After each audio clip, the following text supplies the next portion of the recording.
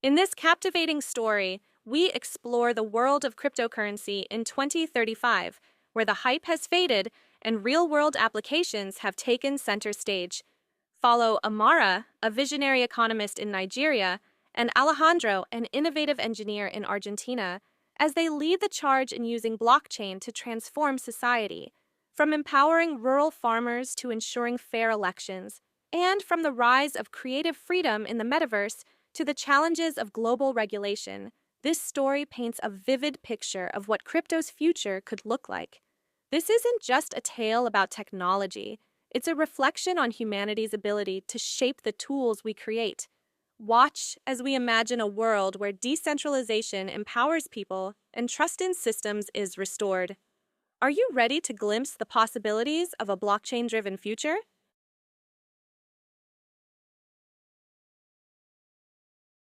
Hi.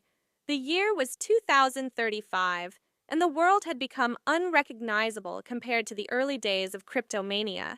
The initial buzz of overnight millionaires and volatile price swings had faded into history. Cryptocurrencies were no longer just an asset class for speculators. They had matured into something far more profound. Entire economies thrived on blockchain ecosystems, seamlessly integrating decentralized finance into everyday life. Nations had embraced the technology not as a threat, but as a tool to reshape their monetary systems, ensuring transparency and reducing corruption. The hype was gone, replaced by practicality and innovation. Amara, a young economist in Lagos, stood at the forefront of this new era. Her job at the World Blockchain Council wasn't about trading or developing apps.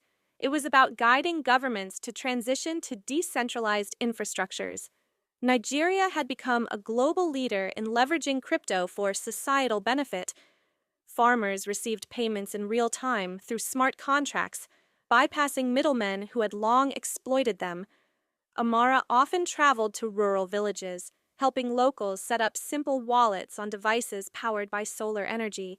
It was here, in the dusty streets and vibrant markets, that she saw the true power of crypto, not as a currency, but as a lifeline. Meanwhile, halfway across the globe, Alejandro, a software engineer in Buenos Aires, was working on a blockchain platform designed to ensure the integrity of elections. His country had suffered decades of political instability, marred by fraud and manipulation. Using a system built on zero-knowledge proofs, voters could now cast their ballots anonymously but verifiably. Alejandro had witnessed the despair of his parents' generation, their hope eroded by corruption. But now, with the success of his platform, turnout had surged, and public trust in governance was being restored. Alejandro's work wasn't about fame or fortune, it was about justice. In Silicon Valley, corporations like MetaLedger and ChainFusion were exploring crypto's potential beyond finance. Virtual worlds in the metaverse thrived on interoperable tokens, allowing users to own assets that transcended platforms. Artists, musicians, and writers found a new lease on creativity, empowered by NFTs that guaranteed royalties forever. Yet, even here, where capitalism often overshadowed innovation, the ethos of decentralization persisted. It wasn't about controlling markets, but about creating systems where individuals held the power. Yet, all was not perfect. Amara and Alejandro attended a global summit in Singapore, where leaders debated the challenges of crypto's future. How do you regulate something designed to be unregulated? How do you balance transparency with privacy in an age of mass surveillance? As debates raged, a consensus began to form. The technology itself wasn't the solution, human intent was. The future of crypto depended not on the code but on the people who wielded it. As the summit ended, Amara stood on the terrace, looking out at the glittering cityscape. She thought of the journey crypto had taken, from Bitcoin's inception to this moment, where its impact could be felt in every corner of the globe.